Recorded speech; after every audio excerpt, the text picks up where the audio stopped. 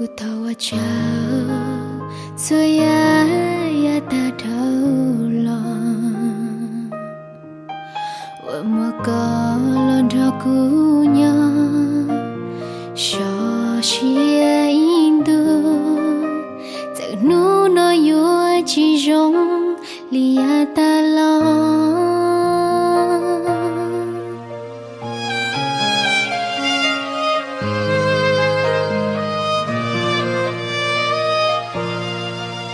Saya mau saya kuat kamu yolah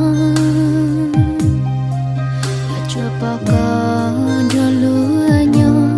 kasih lu ku yang pau dia ku nojong jipi kau ku kasihan macam kamu datu wakanya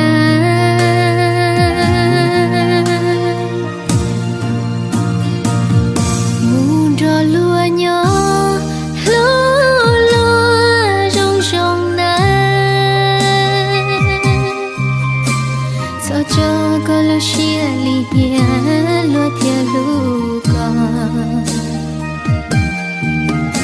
semua saya kenal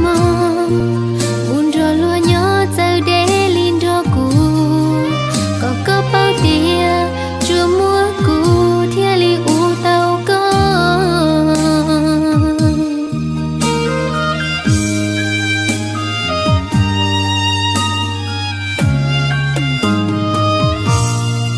Jaya munya jata Indo Musyalu shia shalu je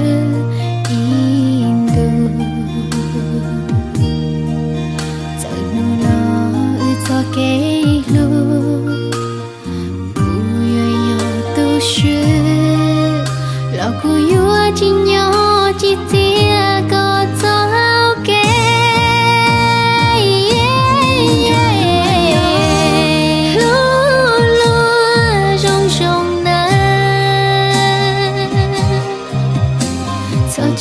Kalau sia lihat lo tiada luka, semua saya kenal bunda lo nyata delindaku, kau kepau dia cuma ku tiada utau kau.